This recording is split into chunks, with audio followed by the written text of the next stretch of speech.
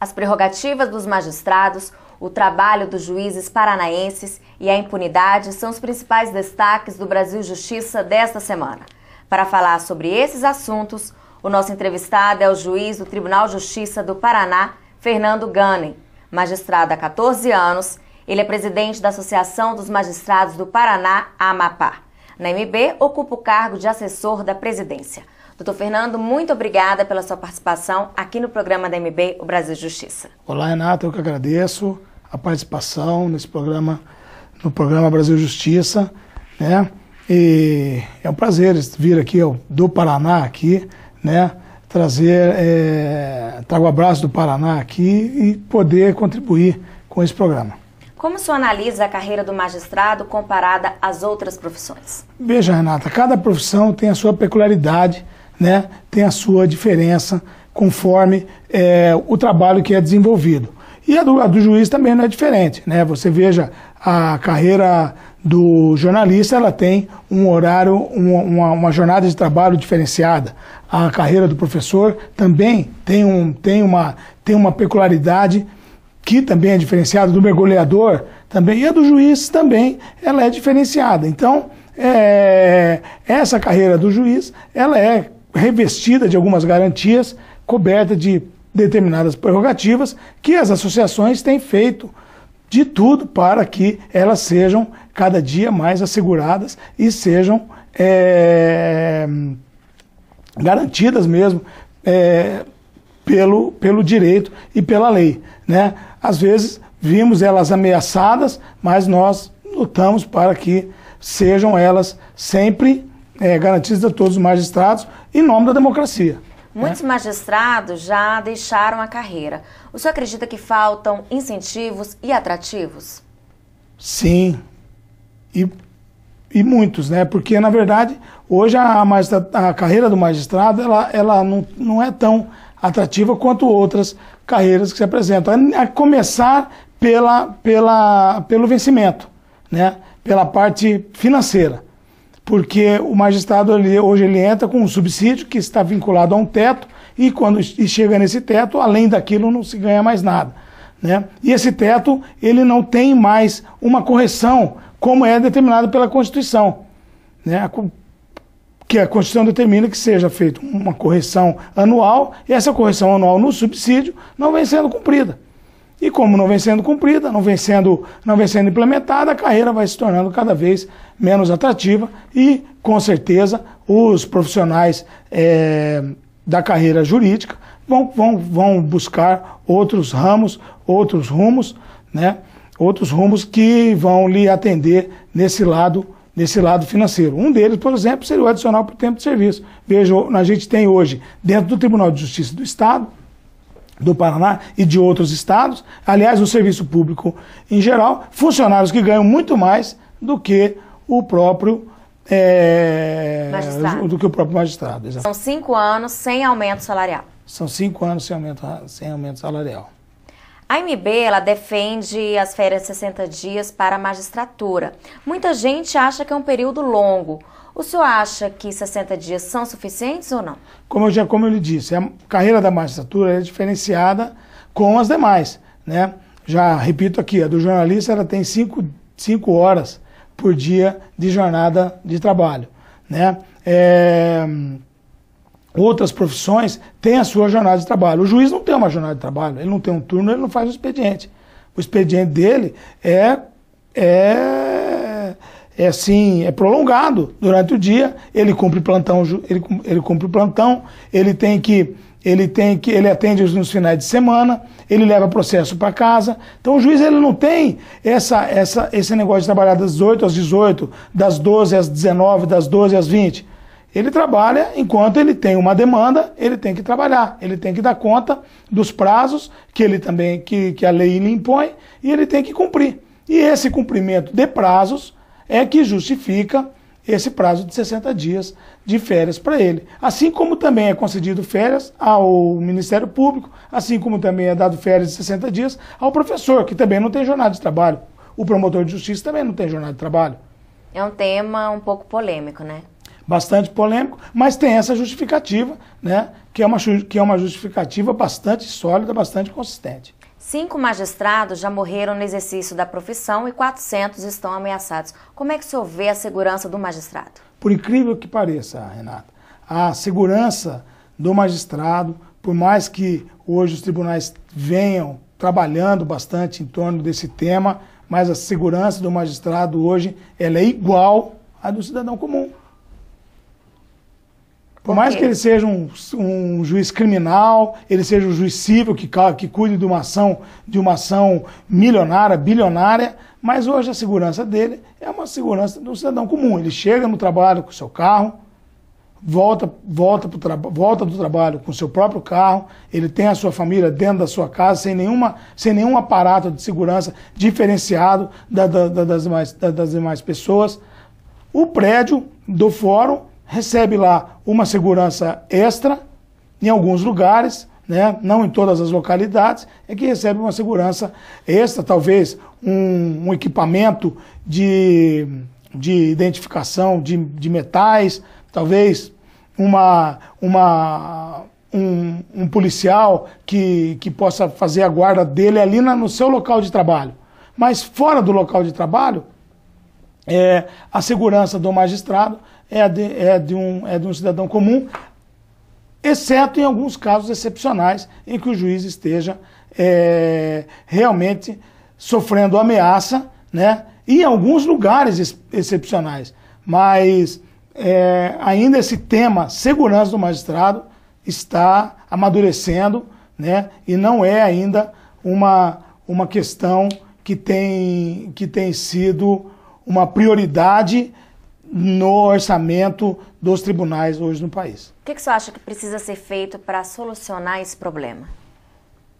Eu acredito que tem que ser dada uma prioridade maior nesse tema, mas também é uma coisa muito difícil, né, Renato? É uma questão muito difícil você assegurar hoje a segurança de qualquer pessoa, né? De qualquer pessoa. Qualquer pessoa que esteja sob ameaça, o objeto dessa ameaça ela pode vir a ser cumprida a qualquer momento, né? Bastando um descuido daquele que esteja fazendo a segurança, a não ser que a pessoa se tranque, né, numa cela, ela vai virar a ser a própria presa, né? Então eu não sei, é um assunto muito complexo, depende de ser bastante discutido no seio da sociedade, no seio da magistratura com relação a esse tema. Agora vamos falar sobre as eleições diretas para os tribunais, que é um projeto do MB. O senhor acha que o juiz ele precisa mesmo participar da eleição para a escolha do seu presidente do tribunal? Sem dúvida. Sem dúvida. Já passou da hora. Já passou da hora do magistrado participar das eleições para os tribunais, né? Exceto nas questões relativas à Corregedoria de Justiça. Porque daí criaria um vínculo até pernicioso em relação à magistratura e corregedoria, porque a corregedoria tem a função de punir, né? E daí ficaria uma coisa meio esquisita, né? O juiz está votando naquele que teria a obrigação de puni-lo. Mas, para a presidência do tribunal, que é aquele que vai decidir os destinos do tribunal, os destinos do Poder Judiciário, do qual o juiz também trabalha, né? Que é, efetivamente, o de servir o cidadão, que é o jurisdicionado, aquele que é o usuário final do serviço judiciário, sem dúvida, o juiz ele tem que decidir, mesmo porque o juiz ele não pode participar da vida política. O juiz ele participa como cidadão comum também, votando, mas ele não participa da vida política sendo candidato a nada, ele não pode ser candidato a nada, né? Nenhum desembargador pode ser candidato a nada, a deputado, a vereador, a prefeito, nada, né? Então a única chance que o juiz poderia participar do serviço público, melhorando a vida do cidadão, seria, de uma forma ativa, evidentemente, seria votando para eleger o seu presidente do tribunal. Muito obrigada. No próximo bloco, o juiz do Tribunal de Justiça do Paraná, Fernando Gunner, vai falar sobre o trabalho dos juízes paranaenses. Não sai daí, a gente volta rapidinho. Estão abertas as inscrições do 4º curso de Jurisdição e Psicanálise, realizado pela Escola Nacional da Magistratura, em parceria com a Escola da Magistratura do Espírito Santo e o Tribunal de Justiça do Espírito Santo. 50 vagas estão disponíveis até o dia 25 de setembro, no curso que será realizado entre os dias 6 e 8 de novembro em Vitória. O local ainda não foi definido. Faça sua inscrição no site www.enm.org.br.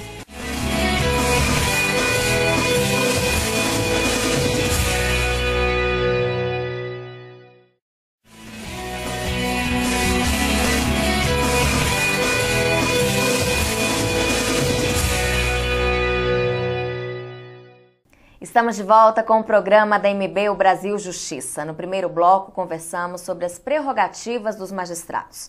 Agora, o juiz do Tribunal de Justiça do Paraná, Fernando Gunner, vai falar sobre o trabalho dos juízes paranaenses. Doutor Fernando, o Paraná conta com mais de 900 magistrados. Por que a Amapá decidiu fazer um site sobre boas práticas? Veja bem, fala-se muito hoje, no seio da magistratura, em valorização do magistrado. Mas também pergunta-se, vamos valorizar o magistrado, mas por que valorizar o magistrado? A sociedade pergunta, por que eu vou valorizar o juiz? O que de bom ele traz para nós? E a partir daí, veio um questionamento. O que nós estamos fazendo de bom para a sociedade? Né? Além da nossa atividade judiciária. E aí começamos a ver que havia vários juízes no Estado que desenvolviam atividades fora da sua atividade jurisdicional. E algumas delas até se confundiam com a atividade jurisdicional mesmo, mas sempre voltadas para a comunidade, tentando resolver depressa os processos, tentando resolver logo questões afetas à execução penal, além de outras medidas. Então, resolvemos compilar, né, num sítio eletrônico, todas essas atividades dos magistrados, né, que trouxessem alguma coisa de bom para a sociedade. Né? Então passamos a visitar os projetos que os magistrados já desenvolviam. Então, lá em algumas comarcas nós fomos, como União da Vitória, em que existe lá um projeto de combate à evasão escolar, projetos que custam quase nada, e que os magistrados desenvolvem, né, um projeto preventivo, que eles comparecem, fazem visitas aos pais de alunos que começam a se evadir da escola, que começam a faltar à escola, e daí fazem visita aos pais, chamam os alunos para evitar que eles faltem à escola, e isso tem evitado a evasão escolar. Os alunos têm voltado às escolas, né, têm voltado a frequentar as salas de aula, e isso tem surtido um efeito bastante positivo para a comunidade, porque isso reflete lá na frente, diminui a criminalidade, melhora a sociedade em geral. Existem outros projetos relativos à adoção, já disse, a execução de pena, que favorecem a conciliação, né, em processos de família. Então, outros que favorecem a celeridade de processos que às vezes ficam encalhados na justiça, né, e os juízes vão lá e resolvem esse processo. Então, todas que tem a ver com mutirões, né, então, todas essas práticas que os juízes realizam pontualmente em suas comarcas, que eles desenvolvem, que eles gastam essa energia voltada para o bem da comunidade que eles vivem, nós, então, resolvemos compilar num site, né, para poder divulgar e, se possível, para que os demais magistrados que estão em suas comarcas possam também fazer essas práticas, né? Possam também disseminar essas práticas, né, difundir essas práticas no Estado, para que possamos melhorar a sociedade em geral. O site completa um ano agora em setembro. O site completa um ano agora em setembro, e nós vamos comemorar um ano do site com o lançamento de uma revista, né, que seria a revista de boas práticas. Quantos projetos estão cadastrados nesse site? Nós temos que diferenciar, nós temos vários projetos em andamento no Estado, vários projetos que estão em desenvolvimento, em execução, né, que estão sendo praticados. No site hoje, nós temos 8 projetos, né?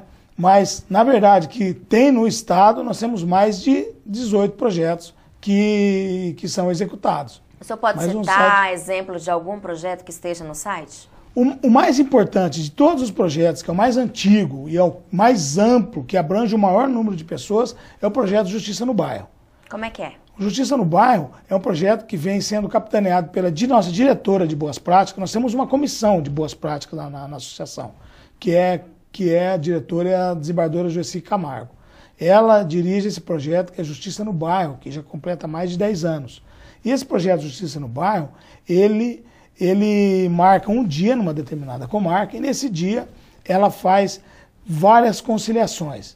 Conciliações em varas de família, pega todos os processos de varas de família, intima as partes e fazem ali conciliações em varas de família, conciliações em varas de juizados especiais, fazem processos de interdição que precisam aqueles processos que precisam de perícia médica.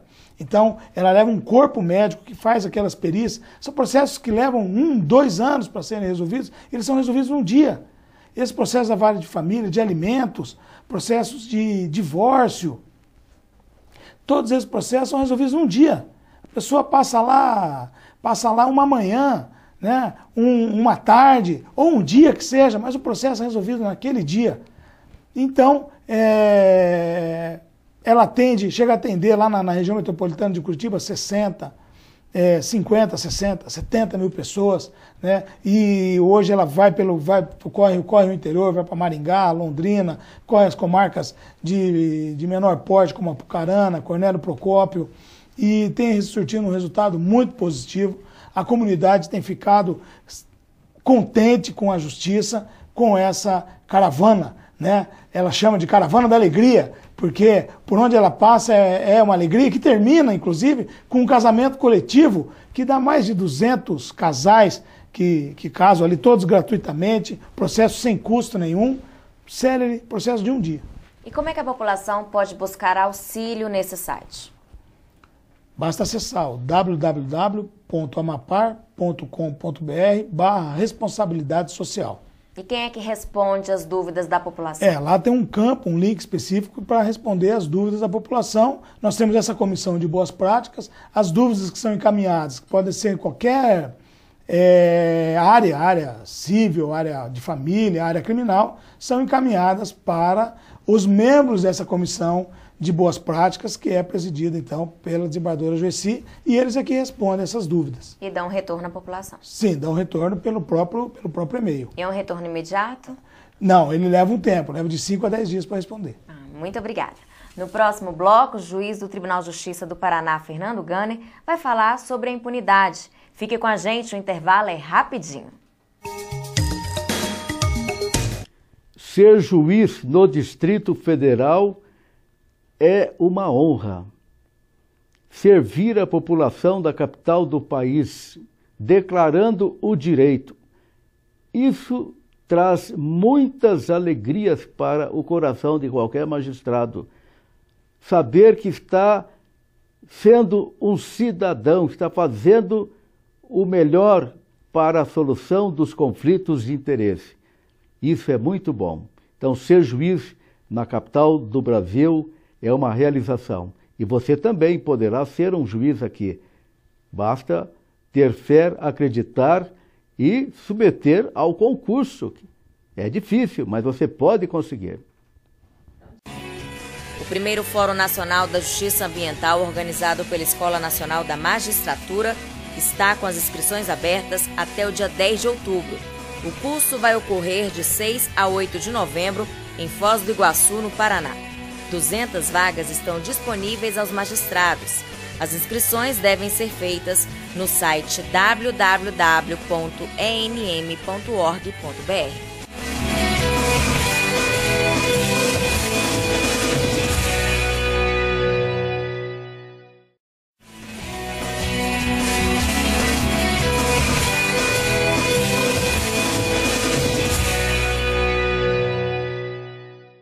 Estamos de volta com o programa da MB, o Brasil Justiça. Nos 2 blocos anteriores, conversamos sobre as prerrogativas dos magistrados e o trabalho dos juízes paranaenses. Agora, o juiz do Tribunal de Justiça do Paraná, Fernando Gunner, vai falar da impunidade. Doutor Fernando, qual é a relação da impunidade com o Poder Judiciário?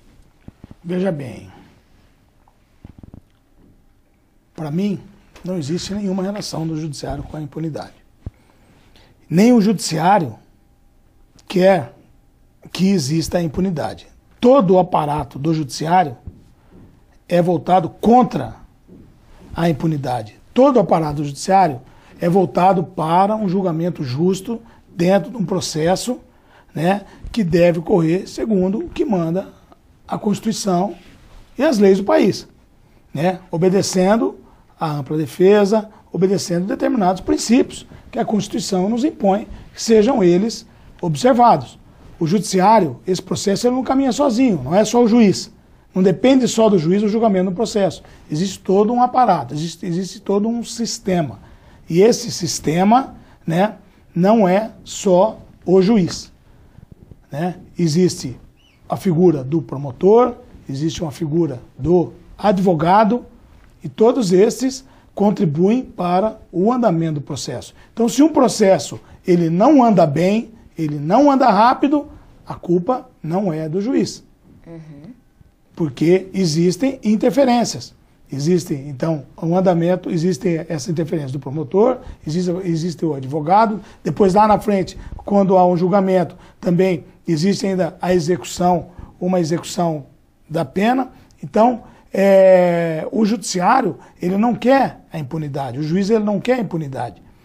O que ele quer é julgar o processo de uma forma justa, mas ele tem que julgar segundo esses princípios e de acordo com o devido processo legal, né? Cumprindo devidamente as etapas e vencendo as provas conforme as provas que as partes indicam. Por que existem crimes que não são solucionados? Primeiro, tem crimes que nem chegam ao conhecimento do juiz. Tem crimes que nem chegam a ser apurados pela polícia. Porque são crimes sem solução. Infelizmente, no Brasil é assim. A polícia não tem o aparato suficiente, né? Nós não temos uma polícia científica que seja dotada de elementos que possam identificar todo e qualquer tipo de crime, né? Que possa identificar o seu autor, que possa chegar a elucidar todo e qualquer crime, seja lá por exames de DNA, seja lá por qualquer outro tipo de exame minucioso que chega a descobrir qual que é o autor do crime. Nossa polícia, infelizmente, não tem esse aparato. E por não ter esse aparato tecnológico para chegar à apuração, à elucidação de crimes, tem crimes que nem que sequer chegam ao conhecimento do promotor, que sequer chegam ao conhecimento do juiz, né? Existem comarcas de regiões metropolitanas, principalmente da região metropolitana lá de Curitiba, que tem locais que os corpos são desovados. E ali, né, os corpos são encaminhados ao IML para identificação e não existe o que sejam investigados. Outra coisa, muitos desses crimes, muitos desses homicídios são vinculados a organizações criminosas. E, embora se saiba, muitas vezes, quem sejam os autores, ou o que tenha causado esses crimes, as testemunhas, as provas principais, as provas-chave desse crime, elas não têm coragem de ir dizer quem teria praticado o crime. Elas não têm coragem de querer elucidar o crime. Por isso eles acabam morrendo na casca ali. Então ele acaba nem chegando... Esses processos são tão demorados. Nem chegando ao nosso conhecimento. Exatamente. E alguns crimes de determinada repercussão é que são apurados com afinco, que são apurados com um aparato tecnológico maior, mais caro, que são esses casos que dão mídia, né?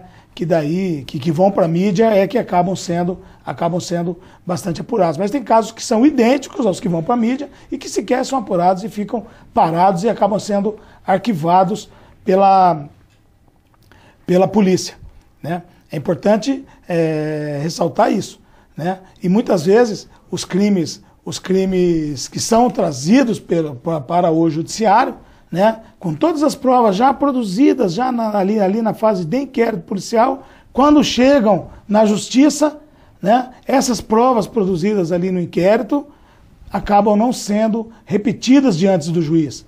As testemunhas acabam não comparecendo diante do juiz.